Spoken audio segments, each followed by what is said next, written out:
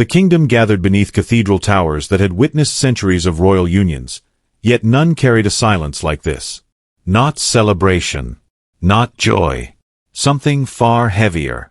A stillness that seemed to press against stone and breath alike, as though the entire structure understood it was about to record an event that would not be remembered for love, but for the consequence. Carriages lined the steps in perfect order.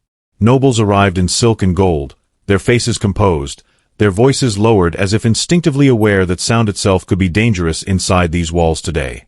Even the air felt restrained, measured, waiting. At the center of it all stood Duke Alexander Ravenshire, a man whose name once echoed through battlefields and royal courts with equal force. Respected, fears, unquestioned. Yet on this day, none of that power carried warmth. His gaze remained fixed on the entrance of the cathedral, unmoving, unsoftened, as if time itself had been ordered to wait for someone who had not yet arrived. Whispers began long before the bride appeared. Fragments of speculation. Fragments of memory. Fragments of a story no one could fully confirm, but everyone believed had shaped this moment. A marriage arranged under conditions no one dared to repeat aloud. A union spoken of in private as settlement rather than ceremony. Then the doors opened, and silence changed form. Lady Eleanor Ashford stepped forward, not rushing, not hesitating, moving with a calm that did not match the tension that surrounded her. Every step echoed through the vast hall, not because of sound, but because of attention. Every eye followed her. Every breath paused when she passed. Yet something about her presence resisted the weight of the moment. Not defiance. Not surrender. Something quieter. Something controlled. As if she had already accepted a truth no one else had been told. She did not look toward the guests. She did not look toward the altar. Her gaze moved only once. To him. Duke Alexander Ravenshire. And in that brief meeting of eyes, no greeting passed. No acknowledgement of union. Only distance. A history not spoken. A fracture not healed. The priest began the rite. Ancient words filled the cathedral. Formal. Precise. Uninterrupted. Until the moment vows were meant to be sealed. Alexander lifted his hand. Not urgently. Not dramatically. But enough to stop the ceremony without resistance. Every voice died instantly. Every movement froze. And in the stillness, his voice carried forward with absolute control. This marriage is not born of love. A pause followed, heavy enough to fracture expectations. It is repayment for a crime. The words did not echo. They sank. Into marble. Into memory. Into every witness seated within the cathedral. Heads turned. Whispers formed and collapsed at the same time. No one asked him to explain. No one dared. Because the tone of his voice left no invitation for interruption. Only acceptance. Eleanor remained still. Not reacting. Not denying. Only listening. As though she had already heard this sentence in another form long before this moment. The ceremony continued as if nothing had changed, yet everything had changed. Ink was signed. Witnesses confirmed. Titles bound. And the union became law. But not peace. Not resolution. Something else entirely. As the final exchange of formal words approached, Eleanor's attention shifted downward. Not toward the crowd. Not toward the priest. Toward his hand. The signet ring of Ravenshire. Heavy. Old. Marked with a crest carved into metal that carried no obvious meaning to most who saw it. Yet her breath tightened when she saw it clearly. Because recognition does not always arrive through memory. Sometimes it arrives through instinct. Slowly, she reached toward her collar. Hidden beneath fabric rested a necklace she had worn longer than she could remember. A simple chain. A pendant worn close to skin. Protected. Never questioned. Until now. The same crest rested there. Identical. Not similar. Not inspired. Exactly. For the first time since entering the cathedral, something shifted in her expression. Not fear. Not confusion alone. A fracture in certainty. Across from her, Alexander noticed her gaze drop. His eyes followed. Ring. Necklace. Then stillness. A silence formed between them that the entire cathedral seemed to feel without understanding why. And before either of them could speak, the cathedral doors opened once more. A royal messenger entered, holding a sealed decree marked with the authority of the crown. And the moment that document crossed the threshold, the atmosphere inside the cathedral changed again, as though the ceremony had not been interrupted once, but twice. And what came next was no longer part of the wedding at all. The royal decree was never read aloud inside the cathedral. It was taken directly to Duke Alexander Ravenshire. Folded. Sealed. Protected by guards who did not explain their urgency. And with that single removal, the ceremony ended without announcement. No celebration followed. No procession formed. The kingdom simply accepted that something had been decided beyond public reach. By evening, Lady Eleanor was no longer a bride in transition. She was a duchess installed into an estate she had never chosen. The carriage carrying her away from the capital moved without escort. No banners accompanied it. No music followed. Only distance growing between her and the place where her name had just been rewritten. Ravenshire Manor appeared long before it felt near. Stone walls rising from mist. Iron gates already open, as though arrival had been expected long before movement began. Inside, the estate was not welcoming. It was observed. Every corridor extended further than necessary. Every doorway felt positioned with intention rather than design.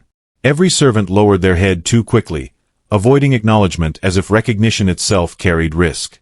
Alexander walked ahead without turning back. No instruction was offered. No reassurance given. Only directionless certainty guiding her deeper into unfamiliar structure. When they reached the east wing, he finally spoke. Not gently. Not loudly. Simply. You remain here. No further detail followed. The words were not advice. They were boundaries. Then the doors closed. Locks engaged. Metal slid into place with mechanical precision that left no question about intent. Eleanor stood alone in a space too quiet to feel natural. Not abandoned. Contained. Hours passed without change. Meals arrived at exact intervals. Served by hands that never paused. Never met her gaze. Never acknowledged presence beyond task. The manor outside her chamber continued its own rhythm. Footsteps crossing corridors at measured times. Doors opening in coordinated sequence. Whispers that stopped whenever she approached sound through stone. Patterns formed quickly in her awareness. This was not random movement. This was an observation disguised as routine. On the third night, she noticed something different. A section of wall near her chamber did not match the rest. The stone is slightly darker. Lines too precise. She traced it once. Then again. Pressure revealed nothing.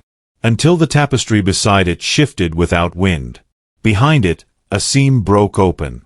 A passage. Narrow. Descending. Unlit. No announcement followed her discovery. No warning interrupted her decision. Only silence waited as she stepped forward. And the moment her foot crossed the threshold, light ignited along the walls. Not flame. Mechanism. Response. As if her presence had triggered recognition. The corridor led downward into a chamber lined with records. Shelves filled with documents that carried no decorative purpose. Only history. Ledgers. Letters. Official seals. Names recorded. Then erased. Rewritten. Crossed out again with increasing force across time. Eleanor touched one page. Ink immediately felt older than the paper itself. And before she could read further, a voice spoke behind her. You should not be here. She turned. Duke Alexander stood at the entrance. No sound had announced him. No servant had preceded him. No door had opened. He was simply present. Watching. Unmoving. His attention was fixed not on her face first, but on what she held, then on the walls around them, then back again. A silence stretched between them that felt less like pause and more like restraint. Eleanor asked one question. "Why is this beneath my room?" Alexander did not answer immediately. His expression tightened, not with anger, but calculation. Finally, he spoke. "Some history is not meant to remain visible." Her gaze did not move away. "Then why is it still here?" That question shifted something. Not in her. In him. A subtle break in composure. A hesitation that lasted only a moment too long to ignore. Before he could respond, a distant sound echoed through the estate above. Not footsteps alone. Alarm. Multiple voices converging. Doors being sealed across upper floors. Movement accelerating beyond control. Alexander turned sharply toward the corridor. For the first time since their wedding, urgency replaced restraint. "Stay here." But even as he spoke, he did not wait for agreement. He left. And the chamber remained open. Eleanor stood alone once more. Until a second sound emerged. Not from outside. From within the walls. A hidden panel shifted behind her. Slow. Deliberate. An envelope appeared. No crest. No marking.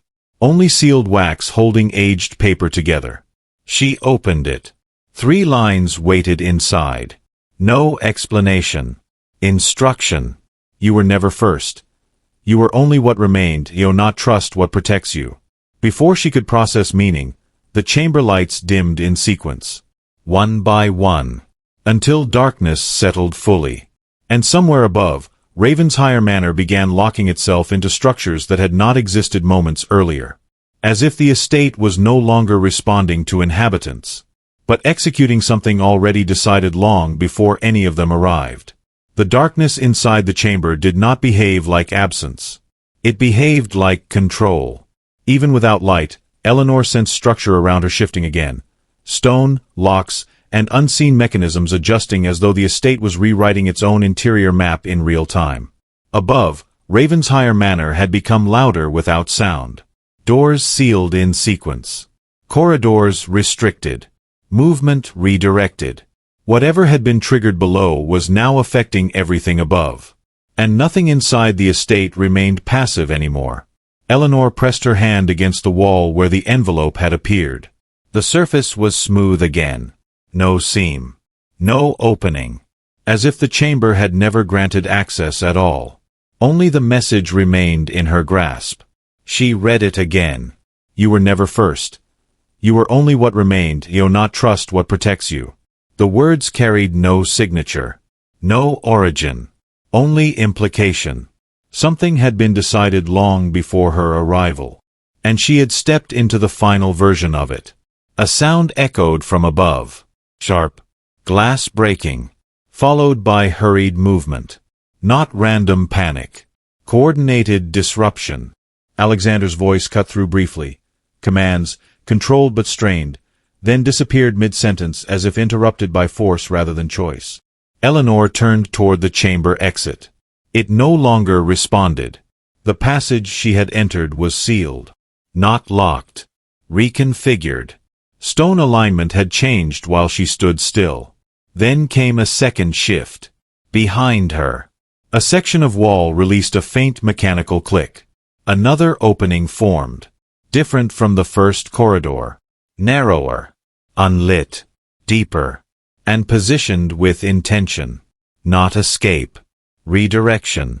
As if the estate was guiding her somewhere else entirely. At the threshold stood a figure. Unknown. Dressed in formal court attire that did not match household servants. Stillness defined them more than presence. They spoke without greeting. "The Duchess will come with us." No emotion. No explanation. Only certainty. Eleanor did not move immediately. She studied the corridor instead. Not the figure. Not the command. The space itself. Because nothing about Ravenshire Manor behaved like chance. Every change followed the response. Every response followed observation. and she had begun to understand something unsettling. She was being tracked inside her own confinement. Above, the manor reached a new state of disorder. Footsteps multiplied across upper floors.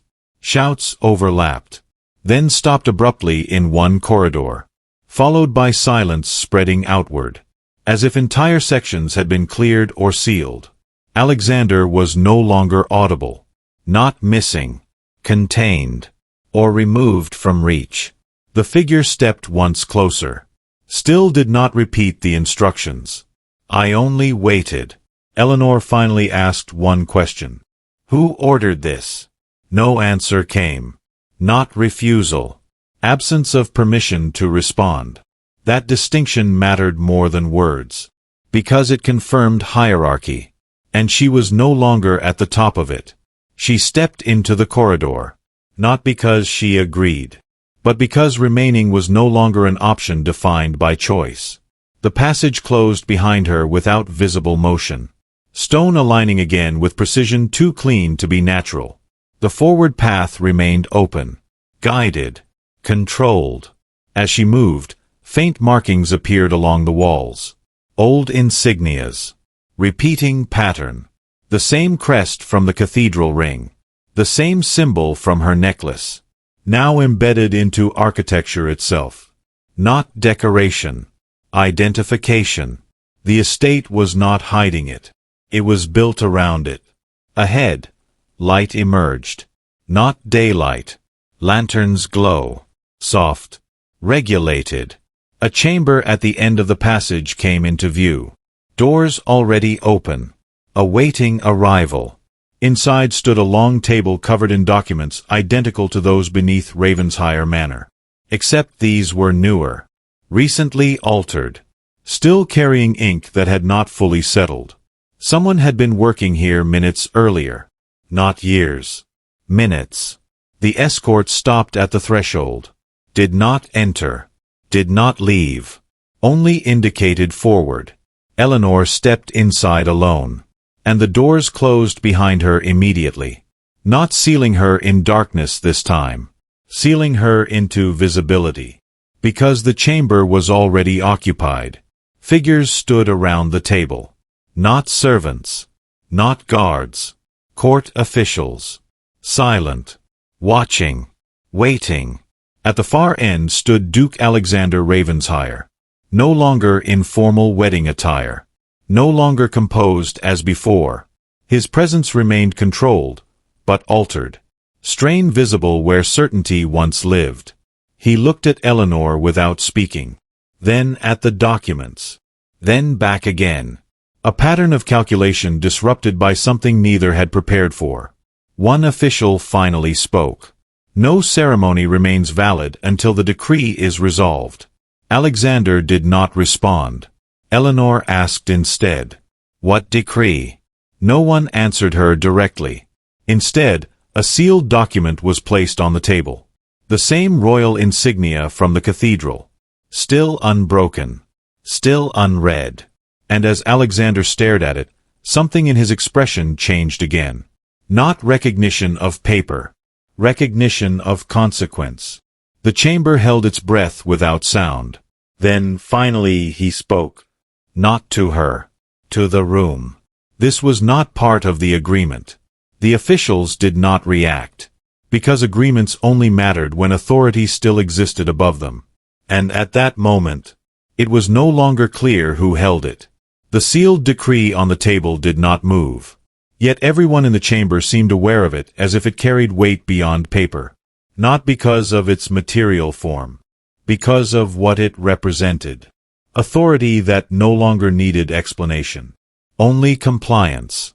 Duke Alexander remained standing at the far end of the chamber. Still. Measuring. But no longer commanding the space as before. Something had shifted in the hierarchy of attention. And it was no longer centered on him alone. Eleanor stepped closer to the table. No one stopped her. No one guided her. Even the officials maintained distance, as though proximity itself required permission that had not been granted. Her gaze settled on the seal. Royal insignia.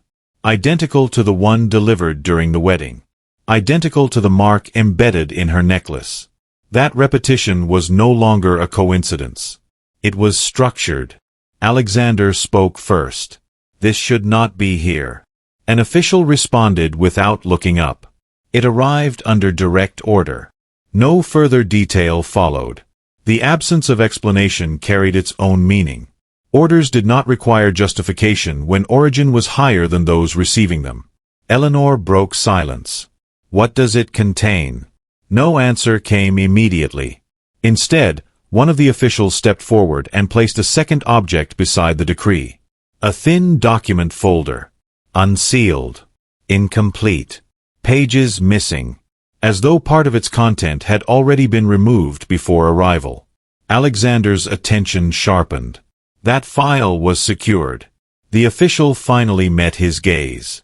It was secured until yesterday. The implication was enough. Something had changed without announcement. Revision had occurred beyond his awareness. And control had shifted without visible confrontation. Eleanor reached for the folder. This time, no one intervened. Inside were records of lineage. Not hers. Not directly. But names connected across generations. Crossed references. Hidden associations between noble houses that no official archive should have contained openly.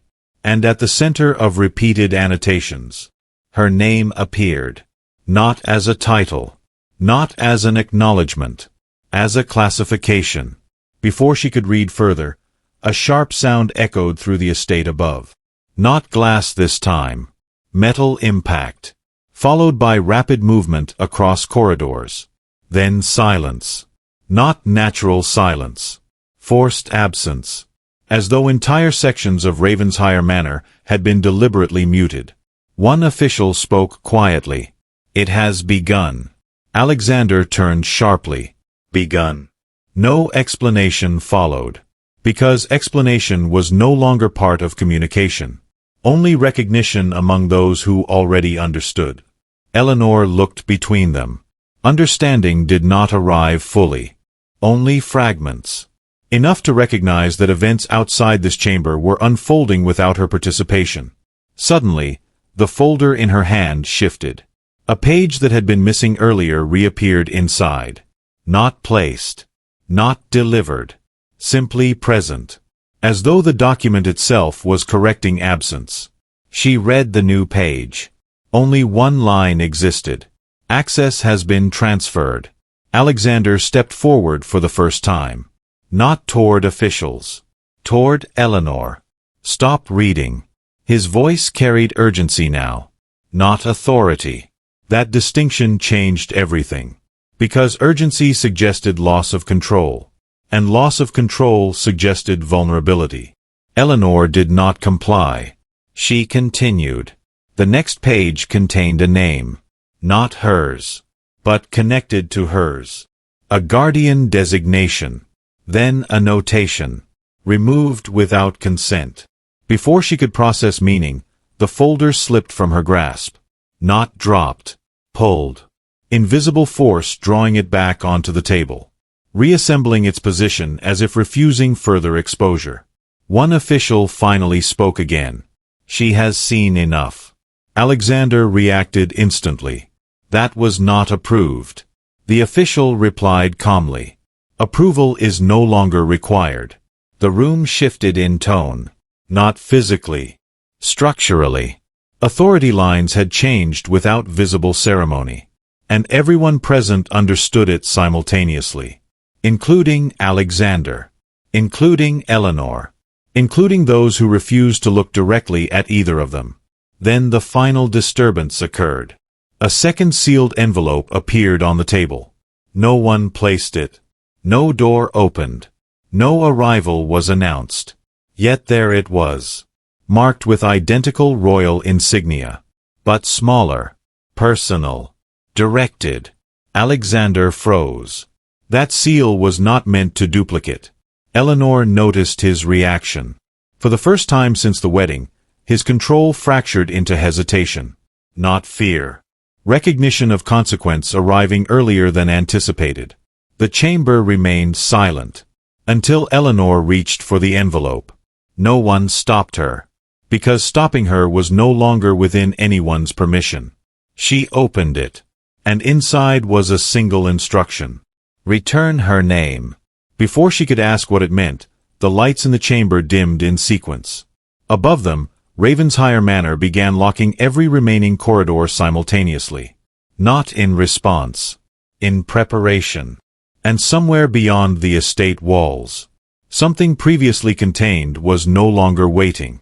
The instruction on the final page remained visible in Eleanor's mind even after the document was taken away.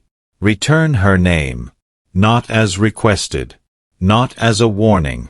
As a directive. And the moment those words were read, the chamber no longer felt like an endpoint. It felt like the beginning of exposure. By dawn, Ravenshire Manor was no longer isolated. Carriages returned.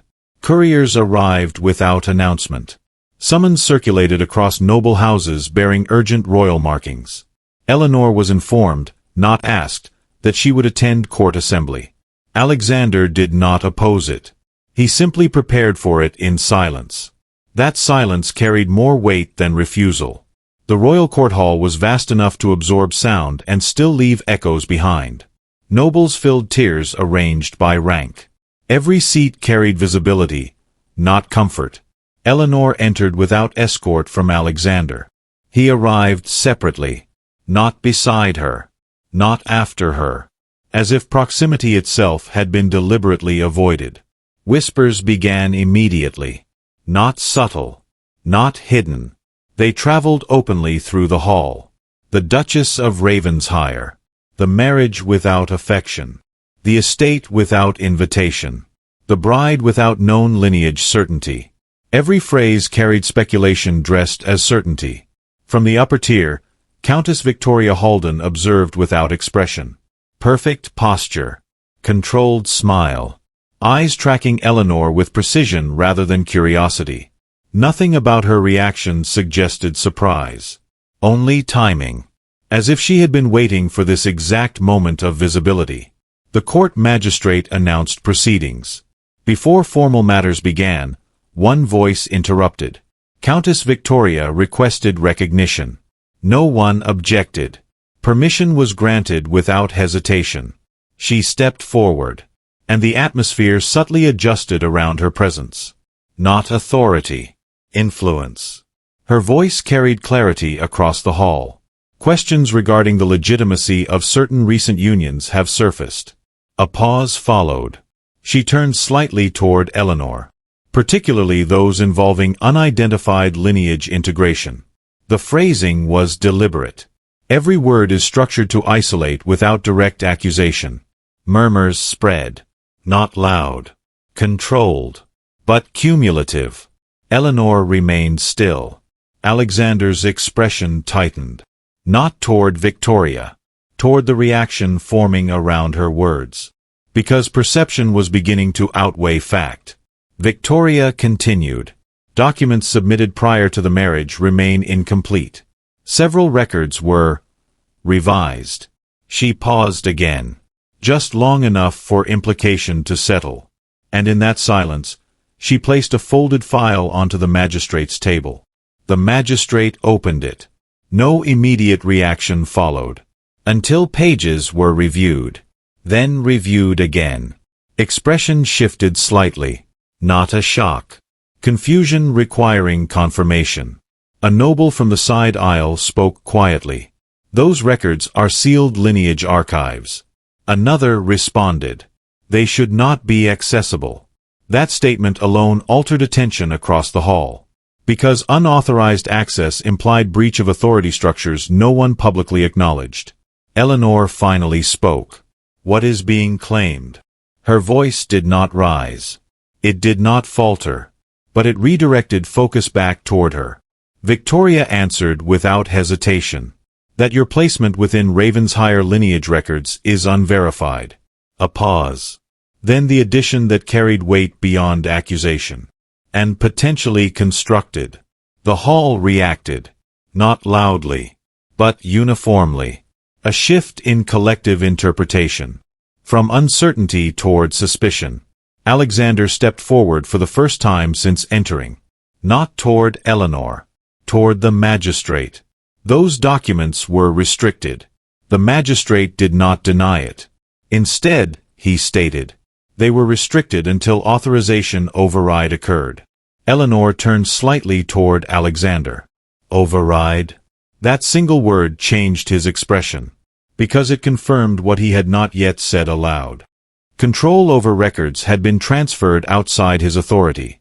Victoria observed the exchange calmly, then added another layer.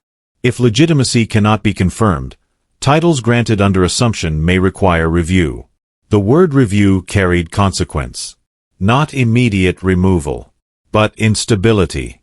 A process that could unravel standing piece by piece. From the upper tiers, nobles began exchanging glances. Don't panic. Calculation.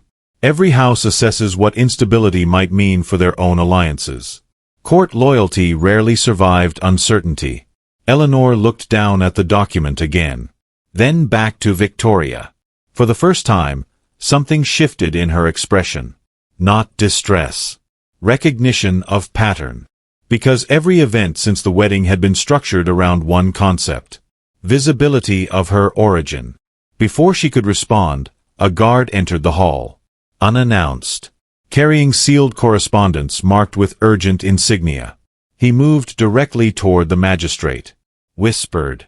The magistrate's expression changed immediately. He announced aloud. A royal directive has been issued regarding immediate verification of Duchess identity. The hall fell silent again. But this time, silence carried anticipation rather than shock. Because verification meant exposure. And exposure meant resolution. Or collapse. Eleanor stood in the center of it all. Between accusation and authority. Between lineage and uncertainty. Between a name she had always carried. And a truth that was now being forced into definition. And as every gaze fixed upon her, the court prepared to decide what she had been long before she arrived. Whether she belonged there at all. The royal directive did not remain in the magistrate's hands for long. It was taken upward. Beyond the chamber of nobles. Beyond the visible tiers of judgment. Into a sealed council space where decisions were made without an audience. And with its removal, the court below entered a suspended state of anticipation. No verdict. No continuation. Only waiting. Eleanor remained at the center of the hall. Not escorted. Not dismissed. Simply positioned as a focus point for an unfolding process she had not initiated. Across from her, Duke Alexander stood unmoving. Yet his stillness was no longer identical to earlier restraint. Something beneath it had shifted. Not certainty. Evaluation under strain. Countess Victoria maintained composure. But her attention now moved more frequently toward the upper council doors. Not confidence. Monitoring. As though she expected a response that should have already arrived. Minutes passed. Then the council doors opened. A single official descended. No ceremonial announcement accompanied him. Only presence. He carried a sealed archive box marked with verification insignia. The hall reacted instantly. Because verification boxes were not brought forward lightly. They were used when history itself required correction. The official placed the box at the magistrate's table. Then spoke. Lineage assessment will proceed immediately under royal authority. No objections were permitted. No discussion invited. Only compliance. Eleanor was directed forward. Not by force. By structure. Every noble stepped aside as she approached the central platform. Not respect. Process alignment. As if the court had already decided where she needed to stand. The archive box was opened. Inside lay a collection of records far older than those presented earlier. Paper thickened by age. Seals layered across generations. Names traced across multiple revisions of governance. And at the center, a blanked section. Intentionally removed. The official spoke again. Initial registry contains discontinuity. A noble leaned forward. Meaning? The response was precise. Identity sequence interrupted prior to final confirmation stage. Alexander's gaze tightened. Interrupted by whom? No immediate answer followed, because that question extended beyond documentation, into history that had not been publicly acknowledged. Victoria finally spoke. If confirmation was never completed, then assigned status cannot remain valid. Her tone was steady, but its purpose was now visible. Reclassification. Not accusation alone. Structural removal. A murmur spread. Not emotional. Procedural interpretation. Nobles understood implications faster than emotion could form, because status instability meant redistribution of influence. Eleanor studied the archive box, then asked quietly, "What was removed?" The official hesitated. Then I responded, "Designation origin." Silence followed. Even Alexander turned slightly toward her, because that phrase carried depth beyond record-keeping. It implied existence before recorded identity. The official continued, "Without designation origin, current identity cannot be fully validated." The hall reacted again, not loudly, but collectively. A shift in perception had begun. Victoria stepped forward, then declared carefully, "Until origin is restored, recognition remains provisional." That word changed everything. Provisional meant temporary acceptance, not permanence, not security. Instability formalized. Eleanor finally turned toward Alexander. For the first time, hesitation crossed her expression, not fear. Recognition of isolation forming around definition itself. Because identity without origin could be rewritten, and rewriting required only authority. Alexander spoke at last. Not to court. To the official. Who authorized removal? The official did not answer directly. Instead, he placed a second sealed slip onto the archive box, marked with higher insignia. Above royal tier recognition. The hall fell completely silent, because that mark was not commonly issued. It represented an override beyond the known noble hierarchy.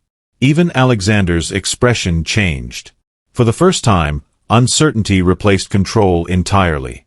The official concluded. Authorization cannot be traced within the current registry, meaning origin of removal itself was unrecorded, unaccounted, unchallenged under existing structure. Eleanor looked at the box again, then at the court around her. Every gaze had shifted slightly. No longer judgment, assessment, as though her presence had become variable rather than fact. Victoria allowed a faint smile. Not satisfied. Resolution in progress. Because instability had achieved its purpose. From the upper chamber, doors opened once more. A second directive arrived. This one unsealed. And when the magistrate read it, his expression hardened. Then he announced, "Identity verification will proceed under direct royal intervention." The hall reacted instantly, because intervention meant the final stage. No further review. No further delay. Only conclusion. Eleanor stood alone at the center of it. Not because she had been placed there, but because every structure around her had begun preparing to decide what she was allowed to remain as. And for the first time, even Alexander did not know which outcome would hold. The royal intervention did not arrive with ceremony. It arrived with silence. A silence that entered the court before the messenger stepped inside. Then pressure shifted across the hall once more. Every noble understood instinctively that the process had moved beyond local influence. What followed would not be shaped by opinion. Only confirmation.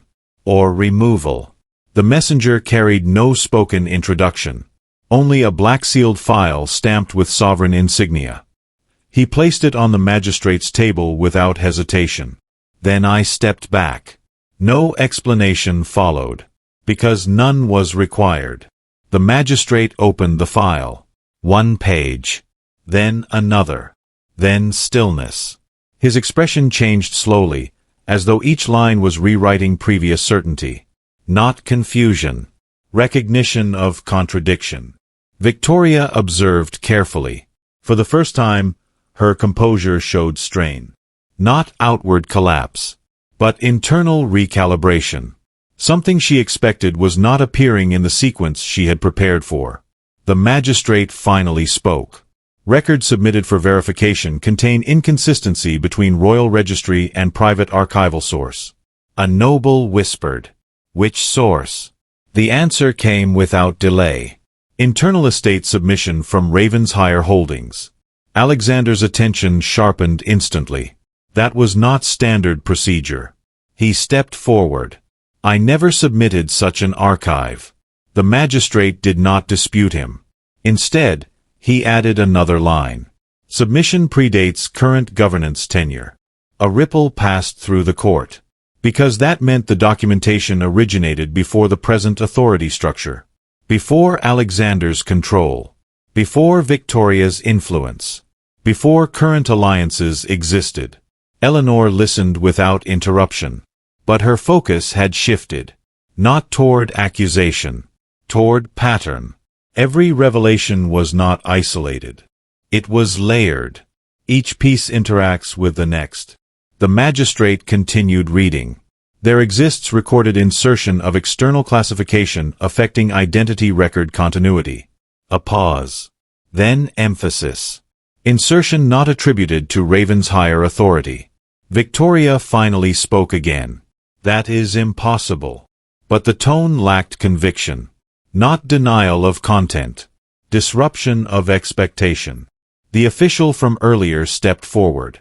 External classification originates from unregistered court entities. The hall reacted immediately. Because an unregistered entity meant absence of accountability. No noble house. No recognized authority. Alexander turned sharply. Unregistered does not mean invisible. The official replied calmly. In this case, it does. Eleanor's attention shifted slightly. Because invisibility inside governance structures required access deeper than influence. It required removal from record existence entirely. Not alteration. Erasure. Victoria took a step back. Subtle. But visible. For the first time, her control over the atmosphere weakened. Because the narrative she constructed was no longer dominant. The magistrate closed the file. Then delivered the next statement. Based on findings, accusation against Duchess lineage manipulation cannot be sustained through current evidence. A pause followed. Then continuation. However, identity remains incomplete. The court reacted again. Not toward guilt. Toward unresolved classification. Incomplete identity meant unresolved authority placement. And unresolved placement meant instability across noble hierarchy. Alexander looked at Eleanor. Not with accusations anymore. With reassessment. As though the version of her he had constructed no longer matched the evidence being revealed. Victoria spoke once more. Then the focus shifts to the source of interference. Her voice steadied again. This time with intent restored. Because shifting focus away from Eleanor meant redirecting investigation. Away from her own position. The magistrate agreed. Investigation will proceed toward the origin of classification insertion. The phrase changed the atmosphere immediately. Because origin investigation meant pursuit of hidden influence. Not identity alone. Power behind identity alteration. A noble from the side raised a question. Who benefits from the instability of Duchess designation? No answer was given. But silence itself responded. Because multiple houses had incentive. And multiple had motives. Eleanor finally spoke. If my identity was altered, then who was I before it changed? The question was simple. But it redirected every gaze back toward her. The magistrate did not answer immediately. Then stated.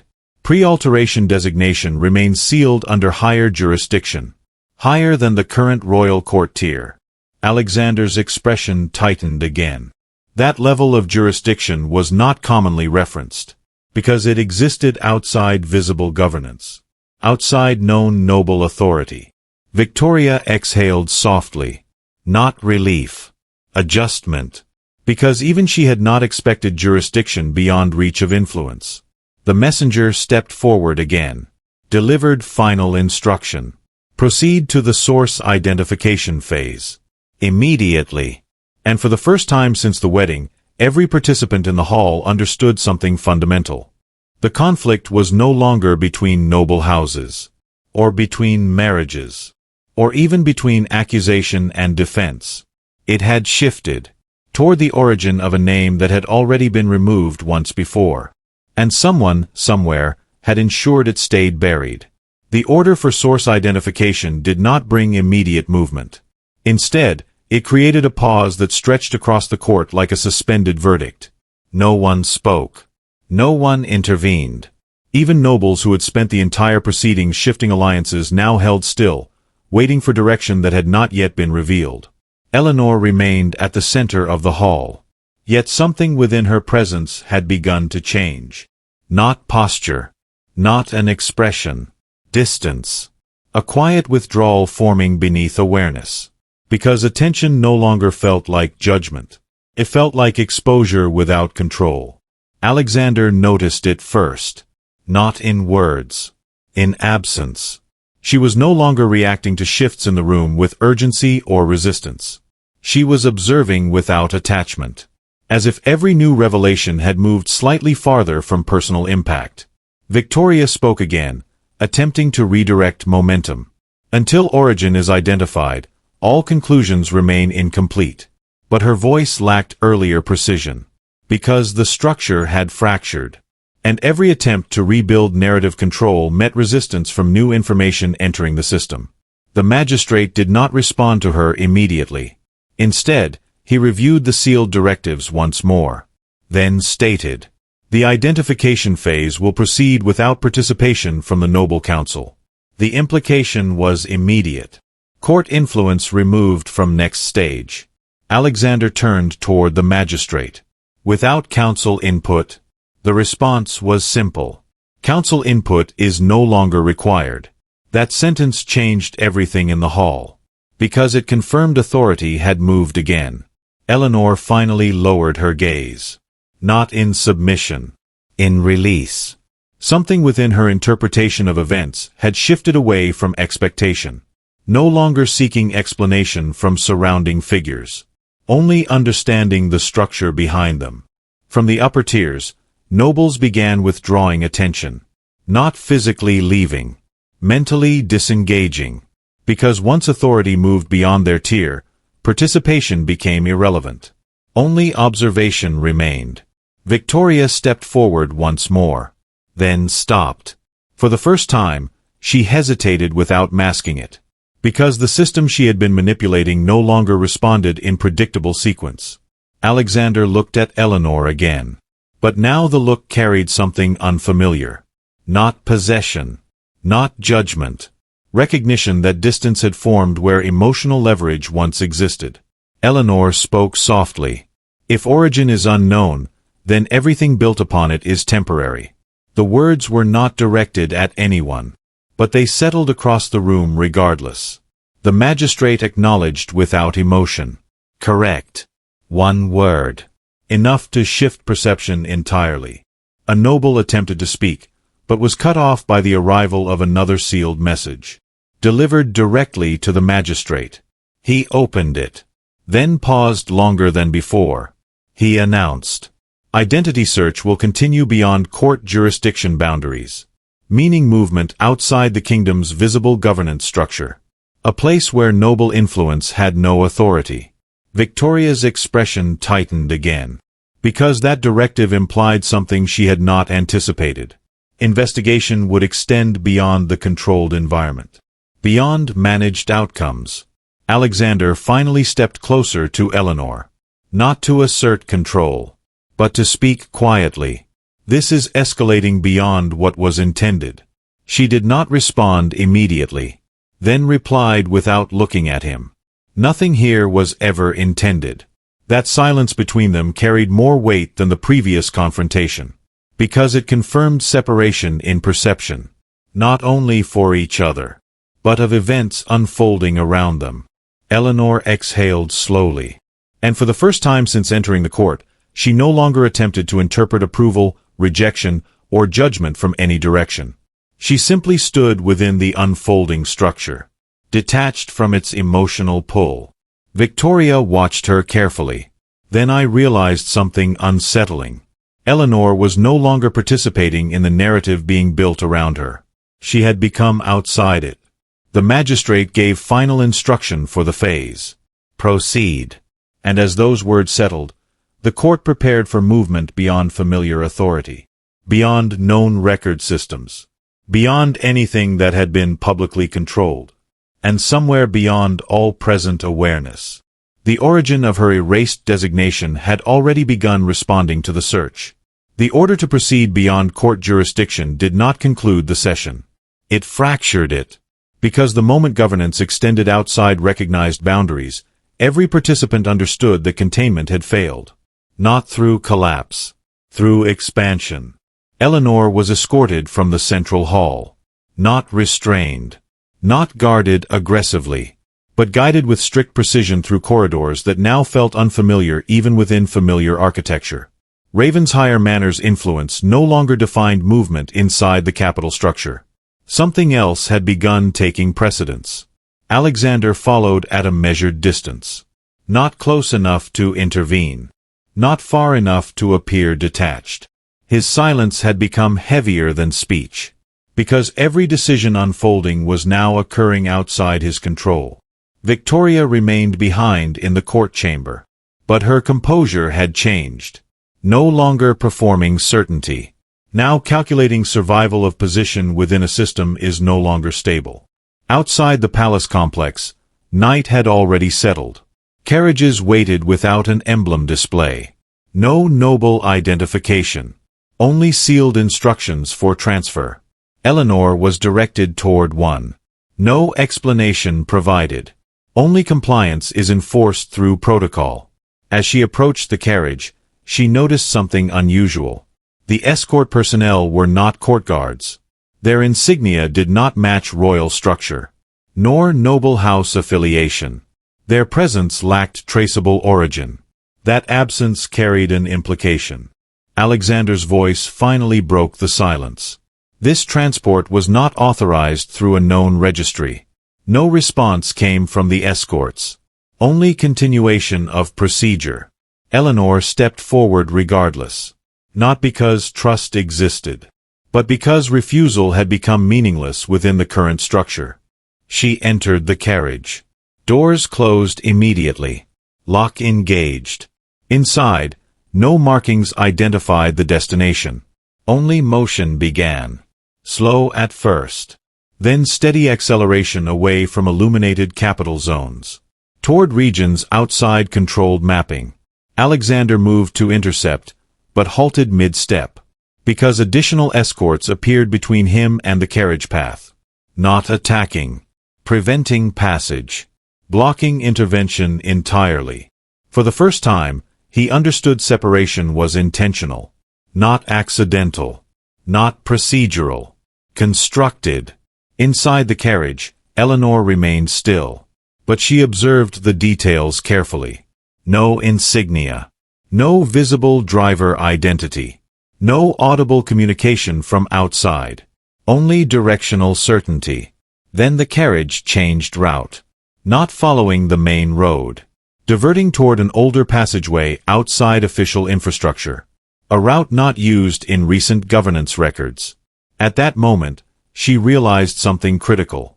This was not extraction. It was a redirect. And she had not been taken away from court. She had been moved toward something the court no longer controlled. Back at the palace, Alexander confronted remaining officials. Who authorized transfer?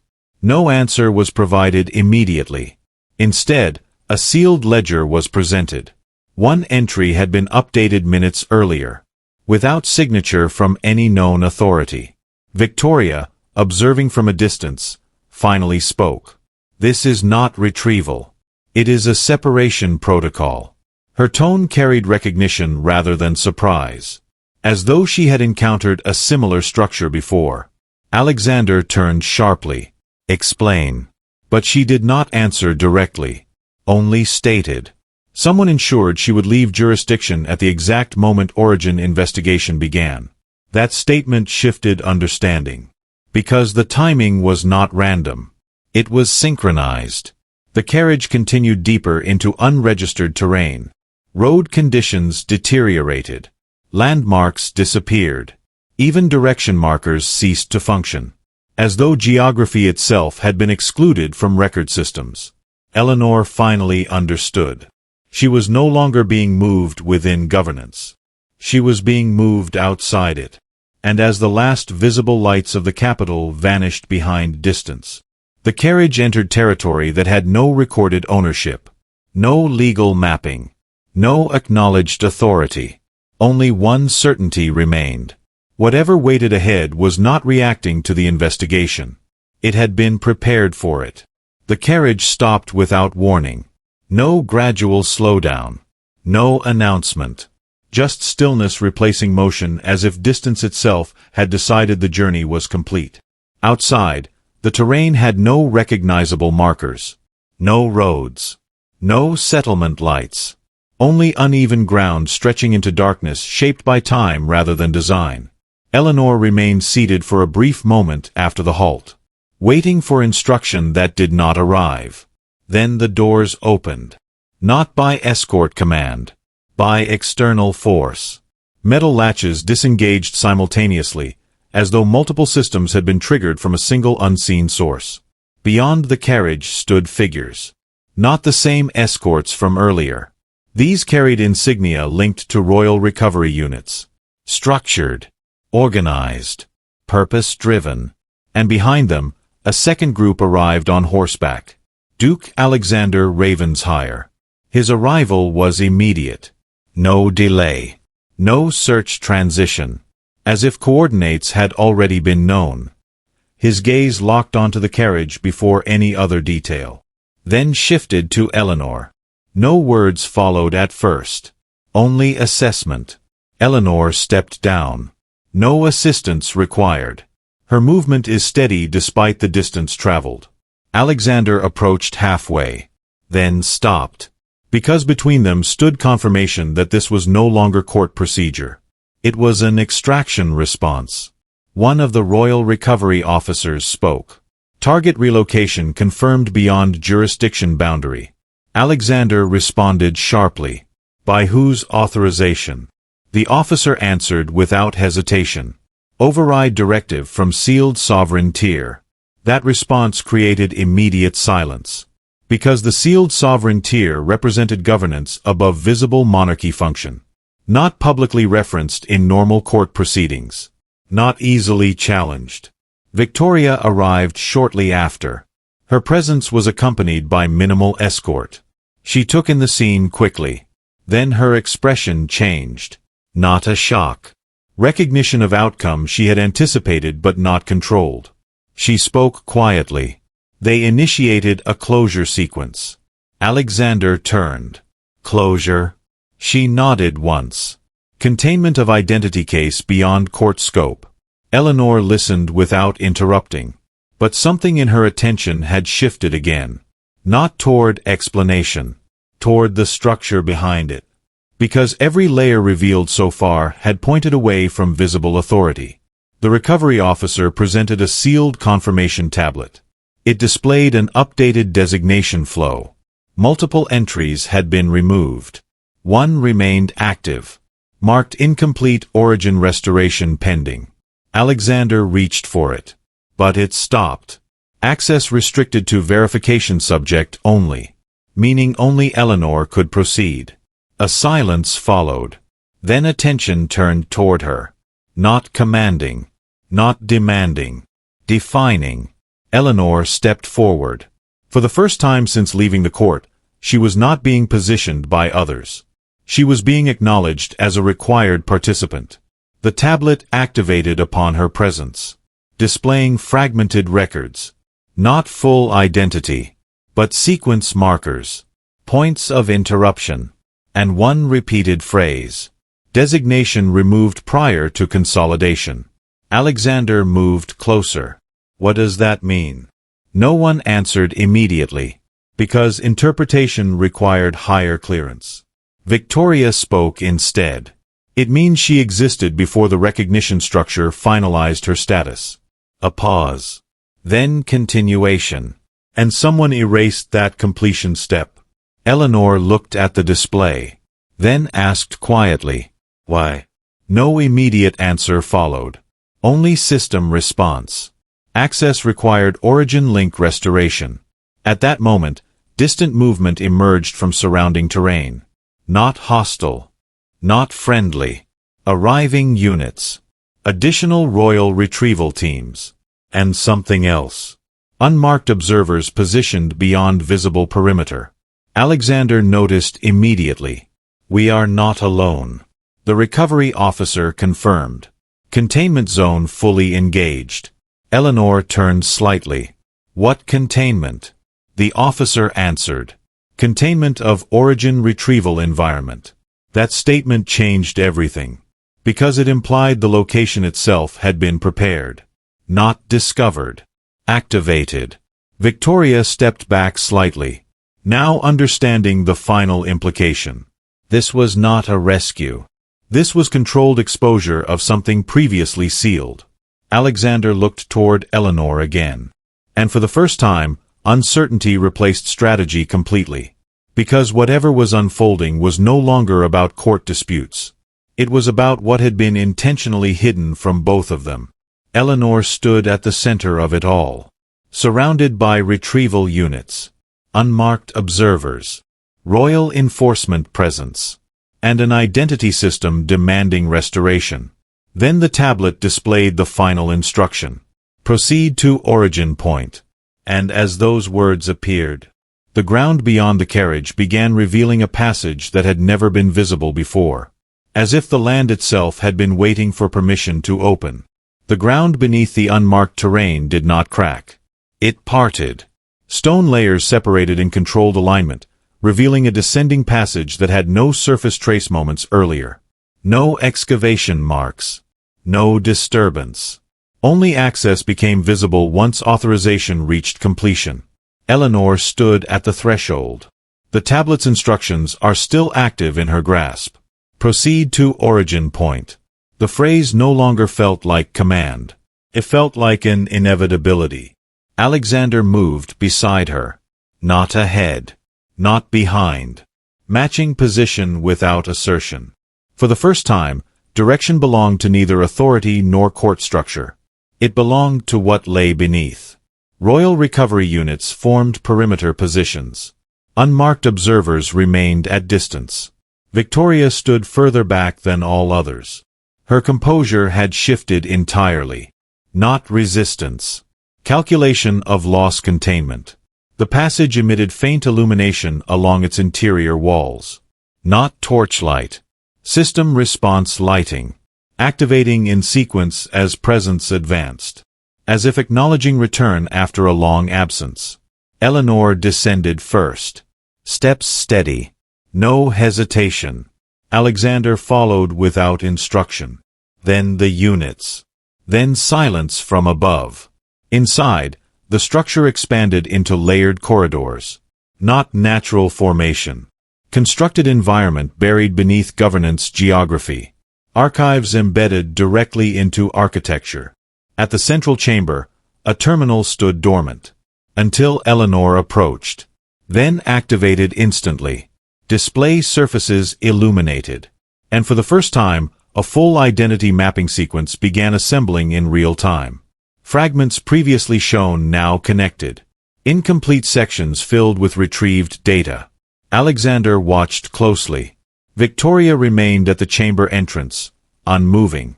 Recovery units observed without interference. The terminal displayed the designation lineage chain. Not as a title. As an origin structure. Multiple references converged toward a single erased entry point. Then the system flagged anomaly correction completely. A new file unlocked. Marked. Source attribution restored. Eleanor reached toward the interface. Before contact completed, Victoria finally spoke. If that file opens, everything structured above it collapses. Her voice carried no threat. Only certainty. Alexander turned sharply. Explain. Victoria's gaze remained fixed forward. The identity removal was not a protective measure. It was a containment decision. Silence followed. Then continuation. Because full disclosure could no longer be delayed. The terminal unlocked the final segment. And within it appeared archived classification.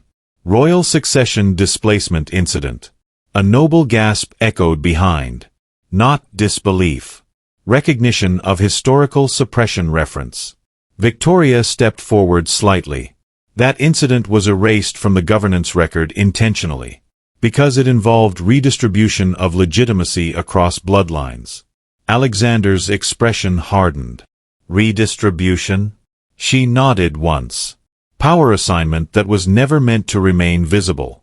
Eleanor read further. And stopped. Because one line confirmed everything beneath all prior uncertainty. Original designation transferred outside royal registry control. The chamber fell into absolute silence. Even recovery units held position without movement. Then the system initiated the final exposure phase. And all remaining seals across the underground structure disengaged simultaneously. Victoria spoke one last time. The Countess was never the origin of manipulation. She was the administrator of concealment. A pause. Then final admission. But she did not initiate it. Before further explanation could form, alarms activated across subterranean layers. No warning. Completion signal. And at that exact moment, every recorded structure linked to the concealed identity framework began unlocking simultaneously, releasing information long held beyond court reach. And the chamber prepared to reveal who had authorized the original disappearance of Eleanor's name. The completion signal did not fade. It expanded. Across every underground layer, locked archives responded in sequence, as though a long-contained system had finally reached its final authorization threshold. Stone panels shifted. Hidden vaults unlocked.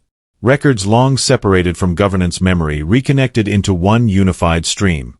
And at the center chamber terminal, the final file opened. Eleanor stood motionless as the display restructured itself. Not adding information. Restoring it.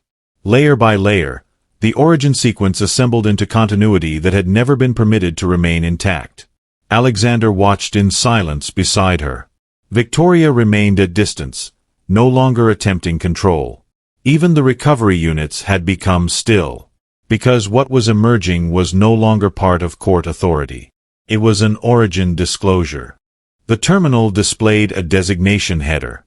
Lost Royal Succession Event Final Reconstruction Record.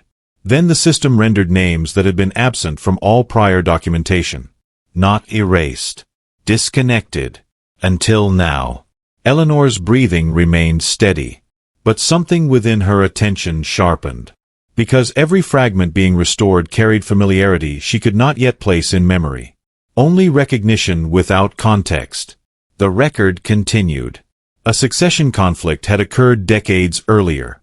Not between rival houses, but within the governance structure itself. A redistribution protocol had been activated. One lineage removed from visible registry. Not eliminated. Separated from acknowledgement systems. Alexander's expression changed slightly. He understood now that this was not recent manipulation. It was an inherited consequence. Victoria spoke softly. The removal was ordered at the highest tier intervention level.